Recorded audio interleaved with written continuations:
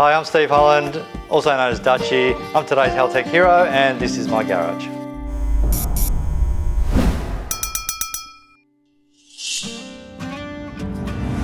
I guess when I was young, as we all do, or as a lot of us do in my age, you sort of go back and you spend time in the garage with your dad.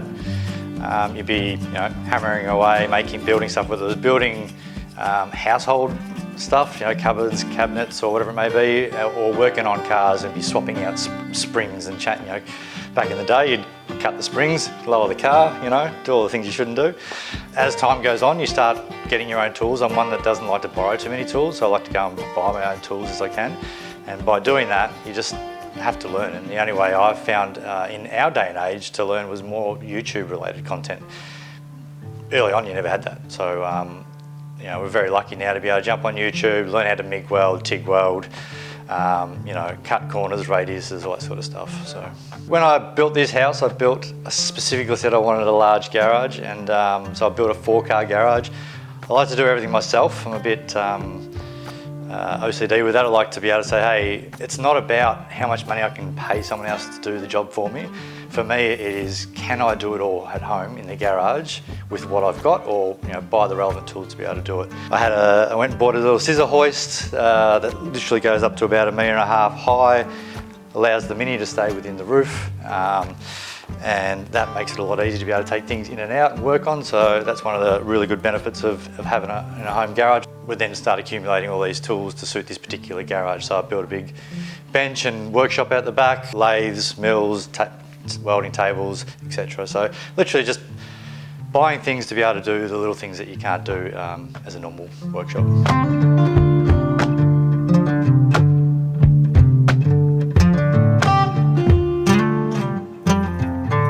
My second car was a GC8 WRX 99. Loved it. I ended up regretting selling the car. From that sort of point on, I then had, my brother had an old Mini, which for the first time he lost his license and he got a Mini to sort of keep himself calm. And it's one of those things when I sort of had a drive of it, it's kind of fun. It's like you're in a go-kart, low to the ground. So that's where my Minis come from. The Subaru side of it was all off the back of the GC8. And I guess the sound is what gets me, that rumble, the WRX Subaru rumble. That's where the two sort of merged. I said, okay, well, how do I put the sound of a WRX into a Mini? So when the Mini drives past, you can't comprehend. You sort of look at it and go, am I hearing what I'm seeing? Or am I seeing what I'm hearing? Because it doesn't make sense. So that's how the Subaru came about.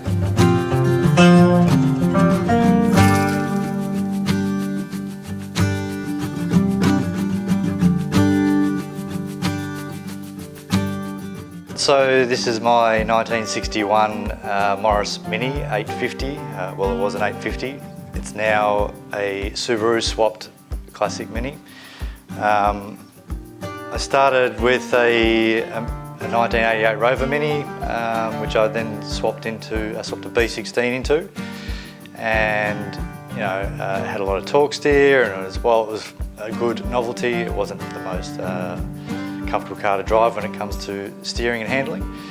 I guess I came up with this sort of concept and idea in my head that I wanted to try and do something that someone else hasn't done before. It's not been seen in the world that I know of, especially with a fully registered type vehicle. So I reached out to the engineer and said, hey, I want to try and build a Subaru swapped Mini, put a WRX engine into the back. And he said, yeah, why not? We should be able to do that. Here's a list of requirements. So I went through and started building. I literally took the 1961 body and literally stripped it back to bare metal. Worked out sort of where I can cut the floor out in the back. So literally from the back of the boot, basically, all the way up to the front seat. Put the Mini over the top of the engine, see where it could fit. Do I have to move it back, move it forward? Funnily enough, it actually all worked out quite kind of well. When I dropped the engine into the car, or put it in from underneath, it was like the axles were perfectly in line with the wheels. It was easily to centre. Had a lot of space on each side of the heads for the spark plugs when I need to change them, which is unusual for a Subaru. So as part of the whole measuring and will it fit sort of process. I had to take the 5-speed. I couldn't use the 6-speed because of just the length of the 6-speed. The engine is taken from the front of the Subaru and just shifted straight to the back of the Mini, in the same orientation. So you get the engine and transmission behind it running as transaxle. The rear axles of my Mini are coming out of the front of the transmission, or what would be the front axles of Subaru. So had to take out the centre diff, had to take out the rear diff. There's no obviously all-wheel drive, and I put an LSD front diff in, and then literally that shortened it up enough to be able to fit it behind the front seat, stick it into the back, and then I built around the engine.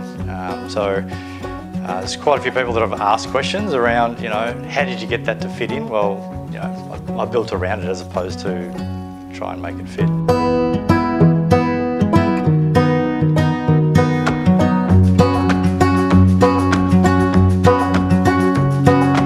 Then it was just a case of, okay, what else do I want to do to this car? How else do I want to build it? What do I want it to look like? So in terms of suspension, to make it all work, obviously being rear-wheel drive, I had to sort of look at what options there were out there in the market for rear-wheel drive cars. And MX-5 was one of the ones that overseas, people have used them for kit cars or even minis. I thought that's going to probably work quite well. So being rear-wheel drive, I can use the hubs in the rear. I've actually got front and rear MX-5 NB. It runs the larger SP brakes, sport brakes, the bigger calipers and the bigger discs on the front and the rear. And it's using the upper and lower control arms of the MX-5 on both the front and rear. The reason for the MX-5 is not only just for the rear-wheel drive, but also I wanted to put 15-inch wheels on the Mini. You can only get a certain amount of brakes that will fit under 15-inch wheels. So the MX-5 was kind of a good all-rounder. There's a lot of stuff out there for MX-5. I have run coilovers on it though, so it's taken away the MX-5 springs and suspension and using Viking coilovers. The 15-inch wheels had to go over the brakes. They sat there. I built the car effectively around the wheels. So once the engine was in, I built the wheel arches. They're all made of metal. The Mini itself is still original Mini panels as such, so it's still within its original dimensions. When I made the bonnet, I had to think it was both functional but also quite good looking. So I've cut a couple of ducts out of there. So the function is that it's got to be able to take the air out of the heat out of the radiator, because I do have the fuel cell sitting behind there. I had to even it out a little bit, because on the rear I put a rear wing, which is more aesthetic and looks than it is functional. Not really any downforce that I know of, so it's more just for the looks of it. So I wanted to balance that out. The colour itself is an Audi Sepang blue. That's what I ended up settling on. I wanted a metallic look, so in the sun it's quite reflective. But again, I wanted to do it all at home myself in the garage. So, built the garage, put up some mounts on the roof, and I tarped off the whole area and run a big extraction fan with a booth filter over the top, and I literally painted the whole car from bare metal, primer, all the way through top coat as well, all here in this garage. So not only was it fabricated here, it was also painted here in this garage as well. So, which, unless you're a panel B, you're probably not going to notice the differences, and it's a pretty cool colour overall.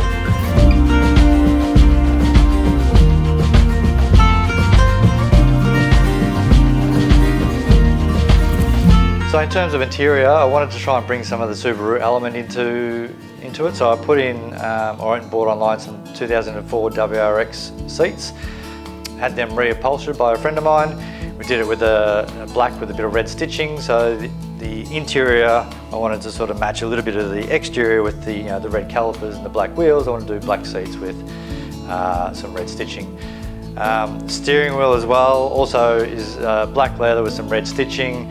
The dash itself is a custom dash that I built myself. Just above the steering column, which is an MX-5 steering column, sits the Haltech IC7. Interior-wise, it's also got a stereo in it, so I've got a Pioneer head unit with 4 speakers, so it's running component speakers, and also a little 8-inch sub under the dash, and a amplifier sitting behind the seat. It's not exactly the lightest car going around when it comes to a Mini, but it's got all the luxuries and you know, get to drive around the streets and feel relatively comfortable. I've had it on the scales and balanced it out, and with the driver in the front seat, it sits at about a 48-52, so 48% weight at the front and 52% to the rear.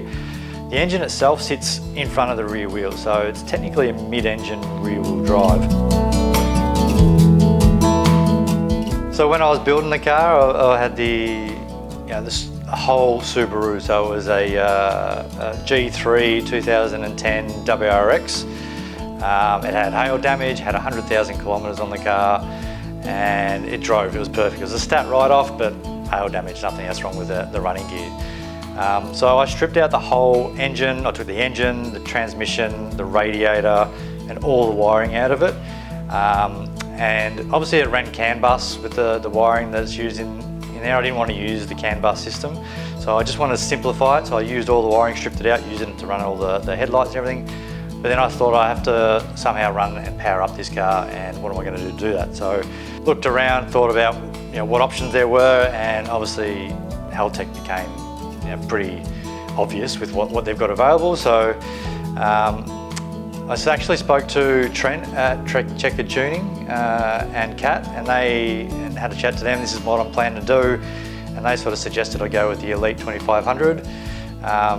And from there, I just said to them, okay, well, what else am I going to need to get this up and running? So I bought the Elite 2500. I bought a wideband controller. I also bought the turbo boost controller. I've got a couple of relay boxes in there, the air temp sensor that runs the intake temp, and of course the IC7 dash to sit on top. I then wired up the whole Subaru wiring harness using the pin kit that Haltech supplied, and pinned it all myself into the two plugs. Yeah, when I went to turn the key, I didn't want to turn the key, so I called up Haltech, spoke to Vaughan over there, and he checked it on the system. He logged in remotely, and he literally said, yeah, everything looks good to go. There's no errors, nothing's right. You go to turn the key. And of course, I'm holding my breath and turned the key, started first go, and he said, you're good to go. You can drive it down to the tuner, and I'll do the rest from there.